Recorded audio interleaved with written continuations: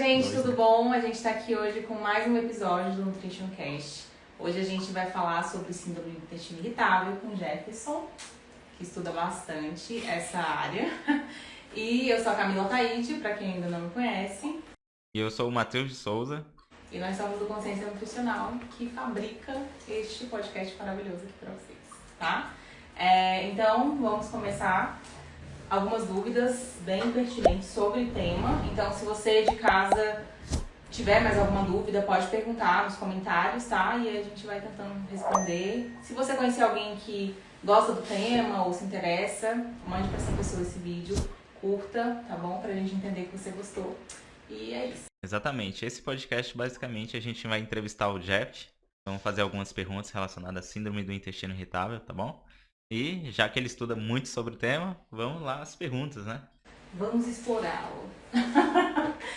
Jeff, então, primeira coisa, quando é que você viu que tinha uma necessidade de estudar esse tema? Tipo, foi no decorrer dos atendimentos, viu que tinha muita dificuldade dos pacientes encontrarem alguém que entendia do tema, ou por ser um tema muito complexo, o que te atraiu na síndrome do intestino irritável?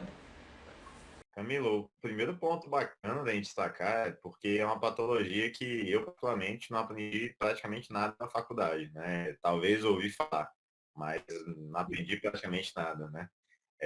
O segundo ponto é que tem demanda, né? Então, assim, a gente começa a atender pacientes que têm essa situação, né? Sinais, sintomas sugestivos de ou diagnóstico fechado, né? E até mesmo, acho que o Matheus já acompanhou o paciente comigo que tinha intestino irritável, Dandara, que está aí na produção também. Um salve, produção! Nutrition Cast! Isso. E agora o Rafael também está coordenando aí os cortes. Corta para mim! Corta para mim, Rafael! Então, já tiveram a oportunidade de acompanhar pacientes que têm a síndrome. Então, Camila, primeiro de tudo, demanda. Então, assim, a gente não estuda isso na prática, não estuda isso na faculdade e tem demanda. Então, hoje, cada vez mais, questões intestinais estão aparecendo no consultório e se a gente não estudar, a gente vai deixar passar batido ou não vai dar o melhor suporte possível para esses pacientes, né? E é uma demanda que gera muito prejuízo funcional, né? Gera muito prejuízo para a vida. Tem até um dado que eu trouxe no nosso estudo de caso, lá no Casos Clínicos, de uma revisão, que foi inclusive o Matheus que mandou, muito obrigado, Matheus, que é uma revisão de 2020 sobre o manejo clínico do intestino irritável, e nessa informação, nesse paper, né, eles trazem que a maioria dos pacientes, né, que tem intestino irritável, que sofrem com intestino irritável, olha só, eles trocariam 10 anos a menos de vida para sanar o problema. Então, assim, é a mesma coisa que você falar assim, já você vai viver 75 anos, você viveria 75, 10 anos a menos, só para não ter intestino irritável, as pessoas, elas preferiam. Então, só de ter uma formação profunda dessa, a gente imagina que é algo que afeta muito a qualidade de vida, né? E aí merece, e isso é o ponto-chave, né? Não é desmerecendo a medicina, mas quem realmente vai gerar mudanças substanciais e de qualidade de vida nesse paciente é a alimentação. E aí o nutricionista é o profissional mais competente para fazer esse manejo.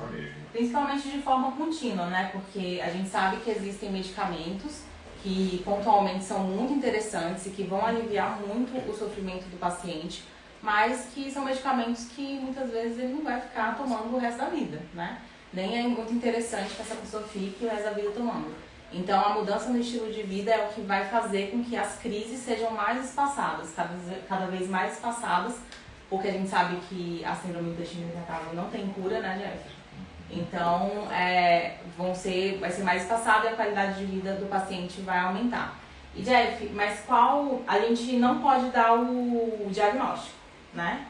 Não é a gente que dá diagnóstico, a gente tenta entender, lógico, a gente estuda e tal, tenta entender se é aquilo mesmo. E aí como faz? O paciente chega, às vezes ele já chega com diagnóstico, mas e quando ele não chega? Como a gente faz, assim, essa comunicação com outros profissionais, com pacientes? Exatamente, esse subdiagnóstico. Eu já fiz alguns estágios, eu ainda não atendo, mas o que eu acabo percebendo, tipo, eu estagiei num posto de saúde, é que muitas pessoas têm os sintomas, sinais e sintomas característicos de síndrome do intestino irritável e não sabe. Então tem essa questão de subdiagnóstico aí. E como é que como é que a gente poderia atuar diante disso? Então, é um ponto muito importante, isso que vocês levantaram, né, de como é que é feito o diagnóstico. Primeiro que não é um diagnóstico, digamos assim, clínico, né? Ou seja, não tem exame, então não é muito diferente do diabetes. Não, que o diagnóstico é feito num corte de exame, né? Ou de uma dislipidemia, que bateu o exame ali, é algo, entre aspas, exato, preciso, né? E aí você tem o diagnóstico. Não, como toda síndrome, primeira coisa que a gente tem que ter em mente, né? Que, como o Matheus falou, sinais e sintomas. Então, as pessoas chegam, né, seja num serviço de saúde, seja no ambulatório, seja no consultório, com sinais e sintomas de intestino irritável. Galera, síndrome, seja síndrome do intestino irritável, seja síndrome do ovário policístico, seja síndrome de Sjögren, toda síndrome é um conjunto de sinais e sintomas. Então, essa é a primeira coisa que a gente tem que ter em mente, né? E quando a gente pensa no intestino irritável, quais são os principais sinais e sintomas, Camila, que a gente pode observar e que são utilizados para fazer, para que o médico faça o diagnóstico, né? Então, primeiro, tem que ter dor. Essa é uma questão básica do intestino irritável, tem que ter dor. Dor abdominal, lógico, né? Dor no dedão do pé, dor abdominal, né? E ligada a uma frequência intestinal ou uma frequência evacuatória irregular e também a alteração na consistência das fezes. Então, esses são os três pré-requisitos, digamos assim, que estão bem presentes no diagnóstico do intestino irritável. E, lógico, sem uma causa fisiológica aparente ou diagnosticada. Como assim? Por quê? Se eu tenho intolerância à lactose e eu consumo lactose, eu vou ter distensão abdominal, eu posso ter dor, eu posso ter alteração do trânsito intestinal, posso ter diarreia. Então, nesse caso, não é intestino irritável, por quê? Porque tem um diagnóstico fechado de intolerância à lactose. Se eu sou um paciente com doença celíaca, por exemplo, a doença celíaca também gera sintomas intestinais, né? Desde dor, distensão, alteração das fezes, mas existe um diagnóstico, doente celíaco, é paciente com doença celíaca. Então, na ausência de uma causa orgânica, não é uma doença inflamatória intestinal, por isso que até que um dos quesitos para fazer o diagnóstico é que que não tenha uma PCR muito alta e nem uma calprotectina muito alta, porque são dois marcadores inflamatórios que descartam, digamos assim, intestino irritável e aí o médico já vai para o diagnóstico de uma doença inflamatória intestinal, tá? Então, mediante não ter marcadores inflamatórios agudos e importantes, ter sinais e sintomas e ter excluído as outras possíveis causas de doença celíaca, de intolerância à lactose, uma intolerância a outros alimentos também, uma alergia alimentar e tudo mais, não tem causa orgânica, tem sintomas, o médico fecha o diagnóstico intestino irritável. Por isso que a gente no consultório pega muita gente que não tem o diagnóstico fechado, mas assim, ela tem exames que mostram que ela não tem doença celíaca, por exemplo, ou que ela não é nem suspeita de, né, já que o quadro de doença celíaca é bem específico, bem grave. A intolerância à lactose é bem específica, né, a lactose, é uma pessoa que já excluiu e mesmo assim continua com sintomas. Então, assim, a gente pega os pacientes e identifica, ó, explica para ele, você é um possível caso de intestino irritável, possível, né? E aí quem fecha o diagnóstico? O médico, mas, mesmo sem diagnóstico fechado, a gente tem que fazer o manejo, né? A gente tem que tomar alguns cuidados com esse paciente. E até como o Matheus levantou muito bem, no ambulatório eles chegam, né? E um ponto-chave, que a gente vai discutir mais para frente, mas que quando a gente pensa no manejo da saúde intestinal, 90%, digamos assim, é o básico bem feito. Então, o básico para doença intestinal, o básico para intestino irritável, o básico para constipação, o básico para disbiose, né, que é um ponto-chave dessas patologias, é o mesmo. Então, assim, isso deveria ser feito para qualquer paciente, não só paciente com intestino irritável, mas para qualquer um. Mas talvez para ele, a gente tenha argumentos, a gente tenha motivos mais profundos para fazer esse ajuste e ainda mais. Aí entram as questões específicas, né? Os manejos específicos para uma possível intestino irritável, né? E aí a gente, enfim, não faz diagnóstico, mas identifica um possível diagnóstico daquilo ali e faz o tratamento como se fosse. Não é errado, não é um problema, até porque não é um tratamento, você não vai passar um remédio, você não vai passar, às vezes, um manipulado caríssimo, não. São questões básicas e, mesmo que não gerem benefício, não vão gerar mal, e aí a gente vai no teste clínico para saber se realmente está ajudando aquele paciente ou não, né?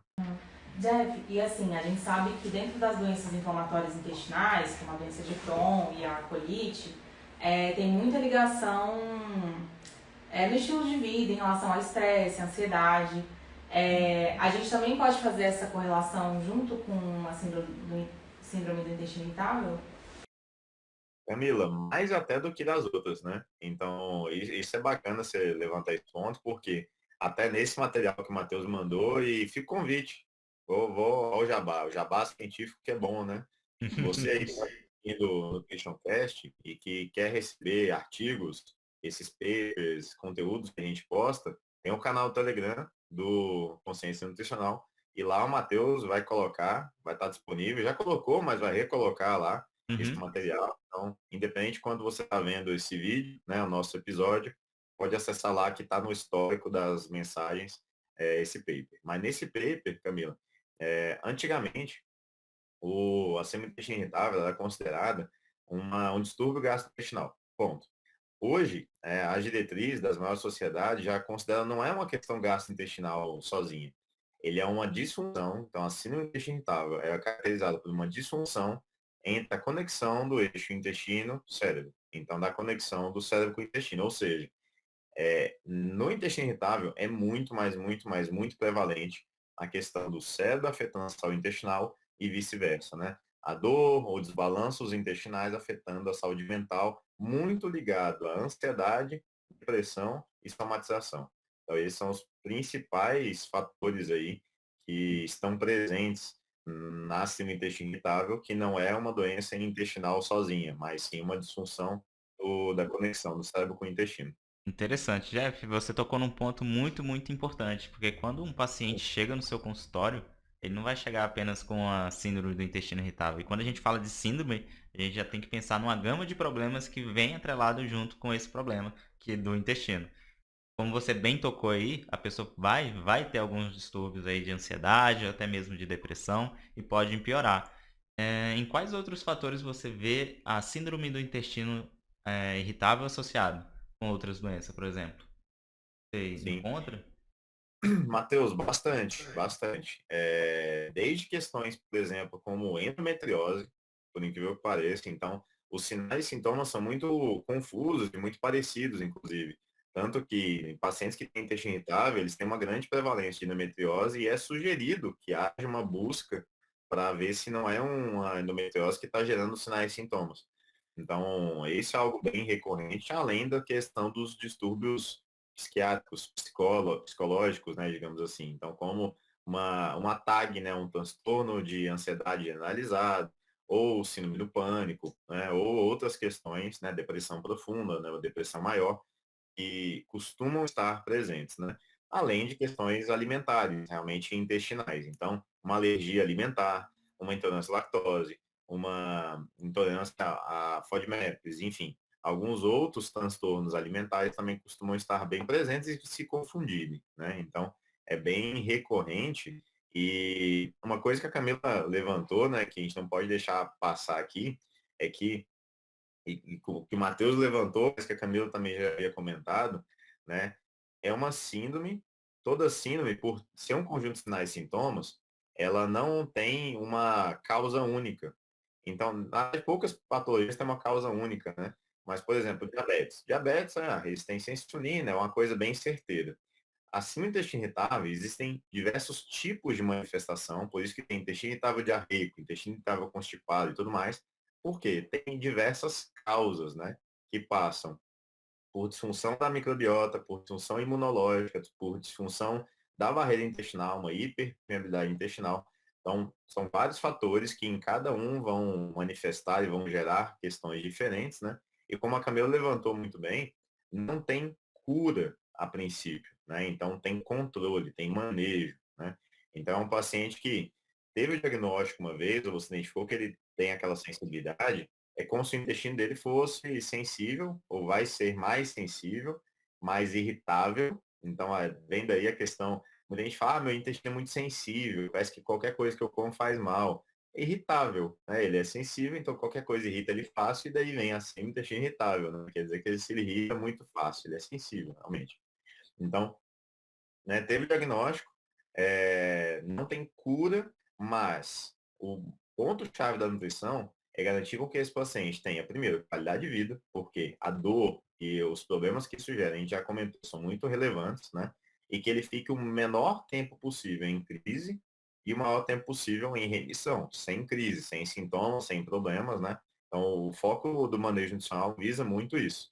E aí, como vocês já levantaram, a gente pode entrar em alguns pontos, mas estilo de vida é o ponto-chave. Não se limita à alimentação, mas sim o estilo de vida como um todo, né? E aí nessa questão é importante a gente lembrar que aquele paciente, às vezes, ele vai ter um perfil misto, né? Às vezes ele de constipação e diarreia. Às vezes ele vai ser mais constipado, mas às vezes ele vai ter um perfil também mais diarreico.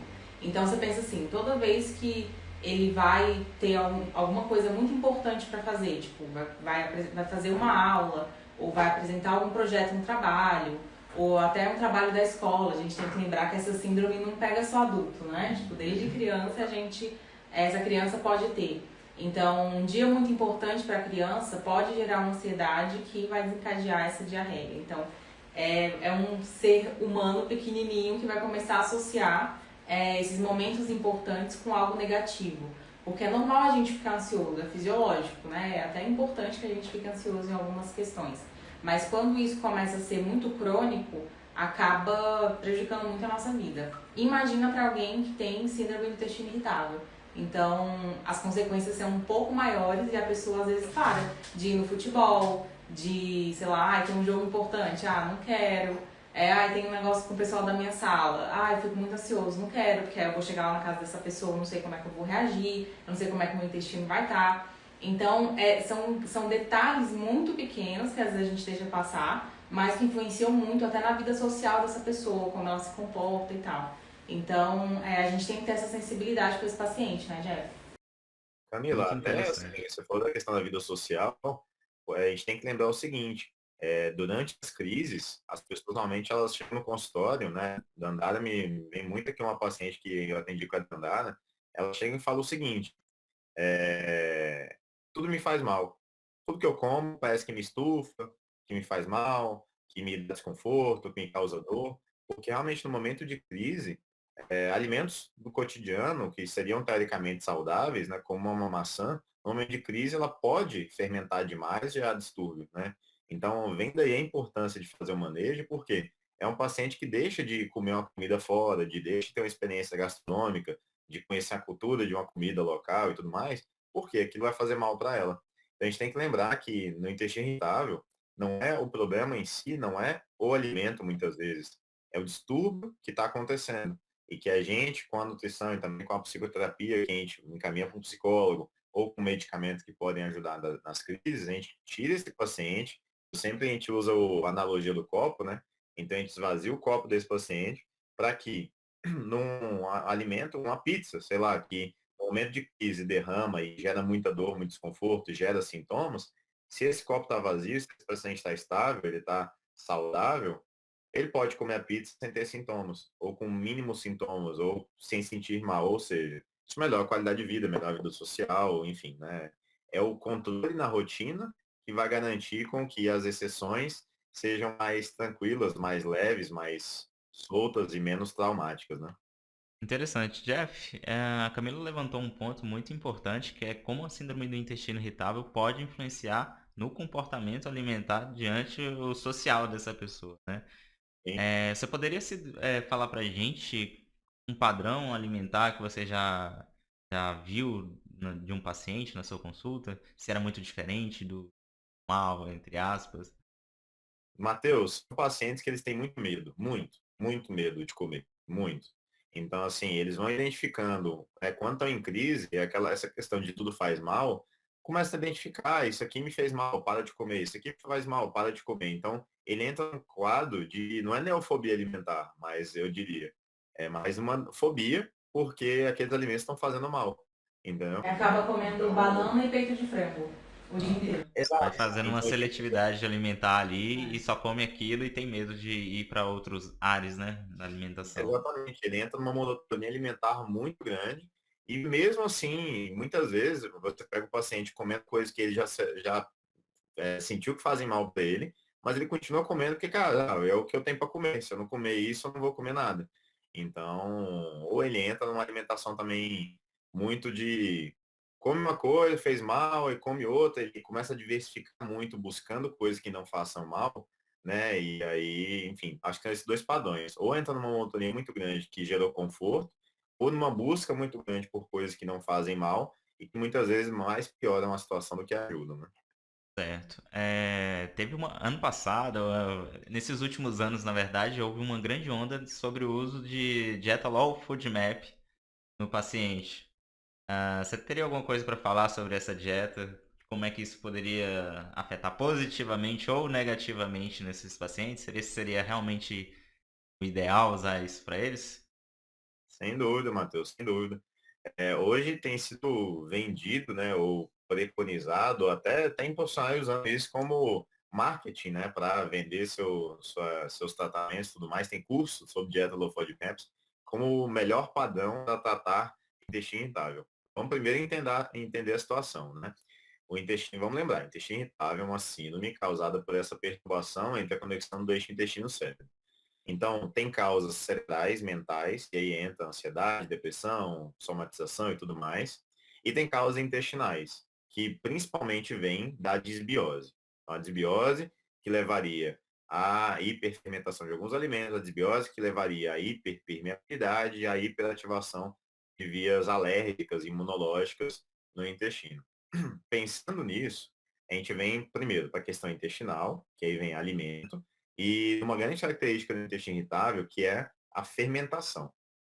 Então, as pessoas tendem a fermentar demais, não é a pessoa, é a microbiota, porque essa microbiota fermenta demais, gerando gases, e esses gases geram uma distensão abdominal, que no paciente com intestino irritável ele tem um intestino mais sensível, então, uma distensão que eu tenho com gases não me dói.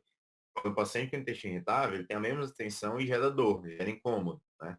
Então, tem esse padrão fermentativo que gera dor e gera um grande sintoma da síndrome e também pode alterar a frequência intestinal, né? Pode soltar intestino, pode prender. Então, ao pé da letra é isso. E de onde vem a ideia dos FODMAPs, né? Para a galera entender, FODMAPs é uma sigla para, vem do inglês, né, de fermentáveis, oligosacarídeos, monossacarídeos, disacarídeos e polióis, né, altamente fermentáveis. Então, são carboidratos com alta capacidade fermentativa, mas entra o primeiro asterisco aí. Depende totalmente da microbiota. Por quê? Por exemplo, frutano. Frutano é um carboidrato que tem no trigo, por exemplo, então tem no pão.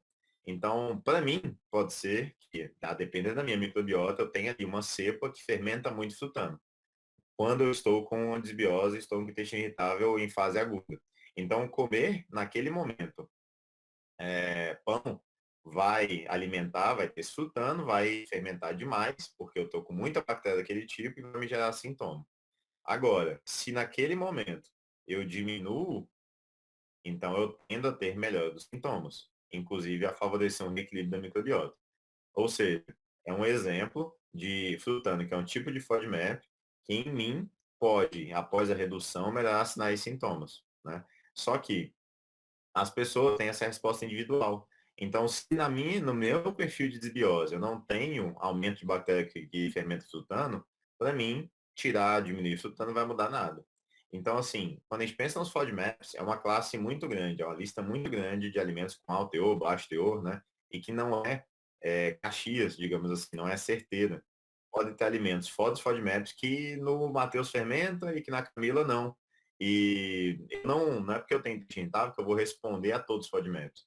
Então, assim, as próprias diretrizes, Matheus, eles falam muito o seguinte: estratégia low FODMAPs, primeiro, não é a primeira alternativa terapêutica, e eu vejo ela hoje sendo tratada como a primeira e, inclusive, muitas vezes como a única.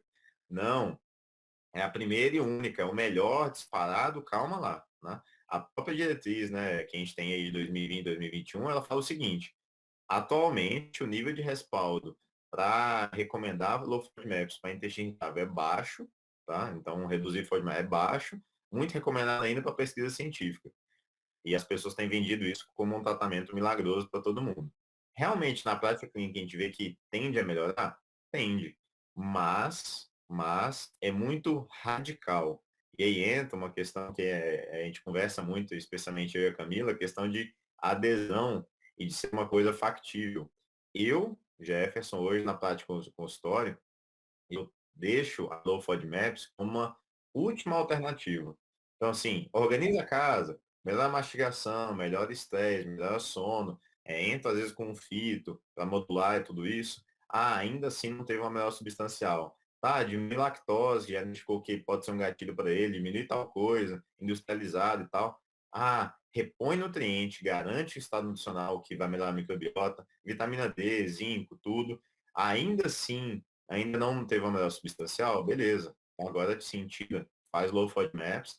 E aí, Matheus, por conta da limitação, né, que é uma dieta bem restritiva em termos de grupos alimentares, tem que ter dia para começar e dia para terminar. Os próprios estudos com low FODMAPs falam isso. Então, assim, é um mês e meio de duração. Teve melhora dos sintomas? Já começa a reintroduzir para Pra ir testando, né, os outros.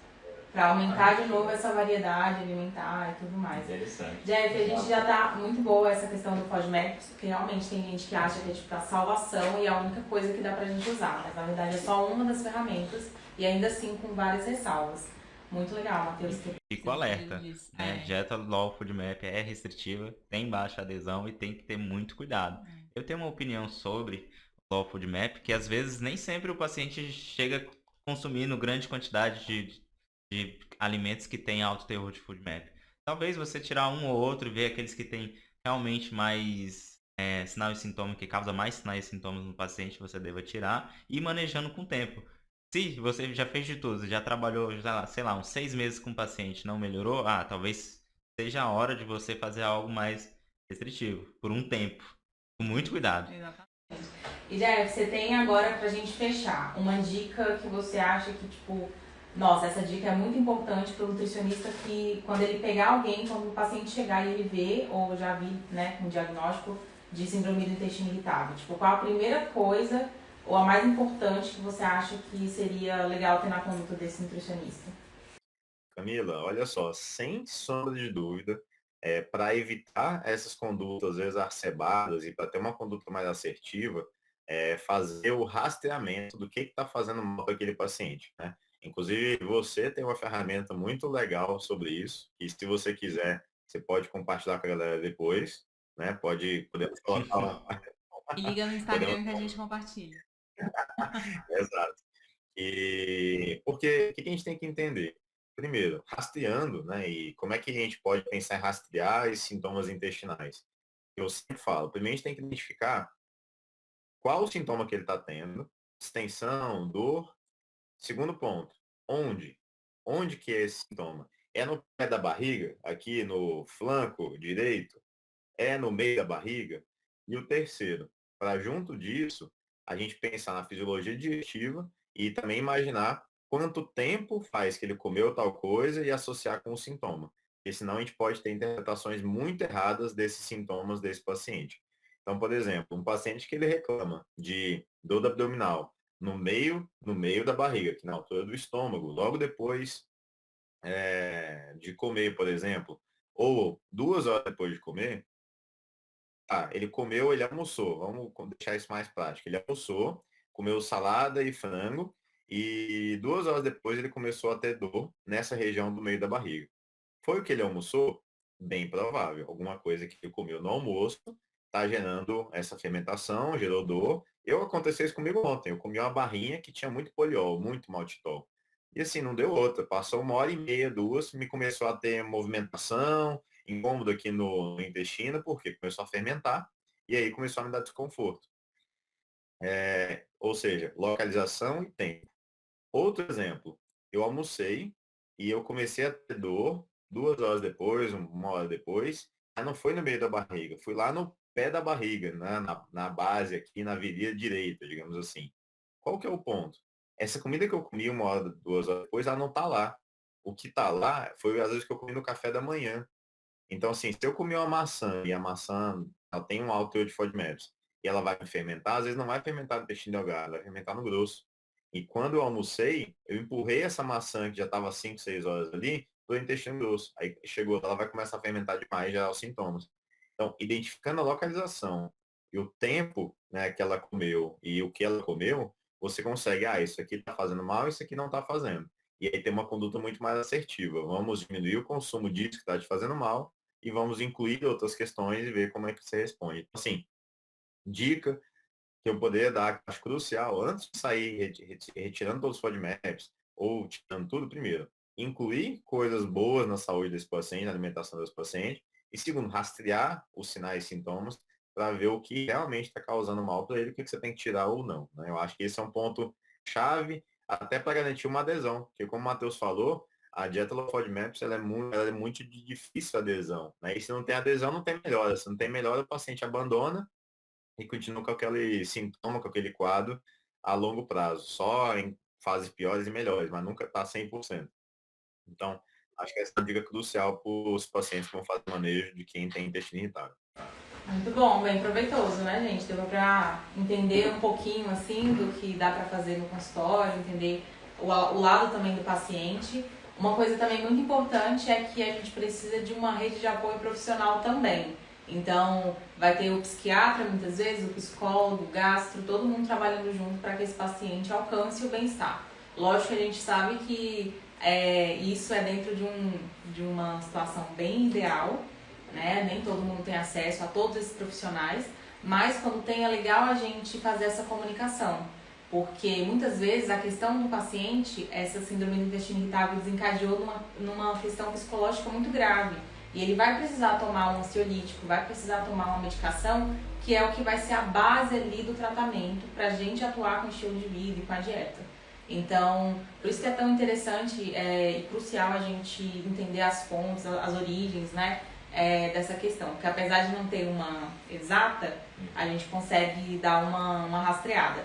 Quem precisar dessa tabelinha do rastreio pode mandar lá no Instagram, no meu Instagram, no Consciência, a gente compartilha, tá?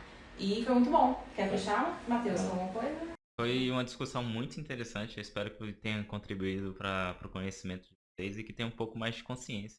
Pacientes que apresentam a síndrome do intestino irritável e que tente, mesmo se o paciente só quer consultar com um nutricionista, procurar outros profissionais, porque realmente precisa de um trabalho multiprofissional para conseguir tratar com eficiência, já que não tem cura, mas a gente consegue tratar com eficiência esses tipos de pacientes.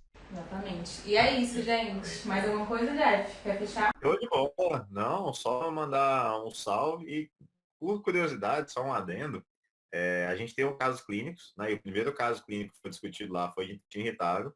E essa aula, inclusive, está gratuita. Está disponível, 100%. Link na bio. Na bio. Lá no Instagram tem um link para quem quiser acessar, ver a discussão, ver os papers e tudo mais. E por curiosidade, ontem eu atendi o retorno da paciente, um retorno não, um acompanhamento dessa paciente que foi citada no caso clínico. Já está completando 1 ano e pouquinho que ela está acompanhando. Eu não a vi há uns 3 ou 4 meses. E assim, ela tá super, ela já estou super bem, o intestino tá zerado e tal.